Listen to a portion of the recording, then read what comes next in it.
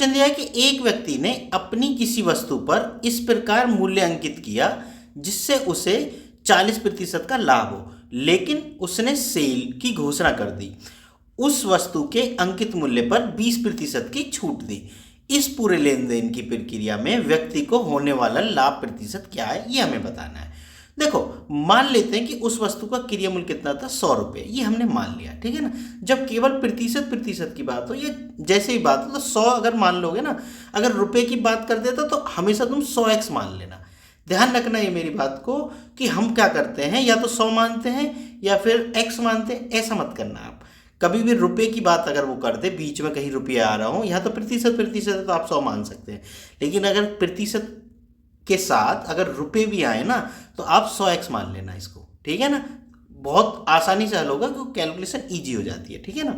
तो अब देखो, अब क्वेश्चन पे आते हैं। मान लेते हैं कि क्रिया मूल्य कितना है, 100 है, ठीक। अब वो क्या करता है, 40% का लाभ हो ऐसा अंकित करता है। तो 40% का लाभ कब होगा, तो भाई 40% का लाभ ले लो इस पे। तो कैसे अंकित करेगा, वो 40% ज़्यादा अंकित करेगा, है ना, तभी तो उसे 40% का लाभ होगा, ठीक है। तो अभी कितना अंकित कर दिया उसने, 100 से 100 कट गया 140। देखो, हम डायरेक्ट इसमें 40 भी जोड़ सकते थे तो 140 हो जाता, 100 हम मानते ही इसलिए, ठीक है ना। लेकिन क्या है, जो बच्चे नए रहते हैं उनको समझाने के लिए ऐसा करना पड़ता है, ठीक। मतलब 140 रुपये अब हमने अंकित कर दिए, 140 तो अब हमने अंकित कर दिए, लेकिन हमने एक सेल का आयोजन किया, मतलब उस दुकानदार ने, व्यक्ति ने सेल की घोषणा कर दी और उस पर 20% की छूट दी। तो मतलब 140 अंकित करके और 20% की छूट दे दी। तो क्या विक्रय मूल्य हो जाएगा भाई, 100 माइनस 20% की छूट दे दो, ये हमने छूट दे दी, तो अब इतने में वो बेच रहा है। अब थोड़ा सा हल कर लो इसको, 140 गुना कितना हो गया, 80/100। देखो, 2 जीरो से 2 जीरो कट गए, 14 अट्ठे कितना आ गया, 112। मतलब कुल मिला के उसने 112 रुपये की वो वस्तु बेच दी।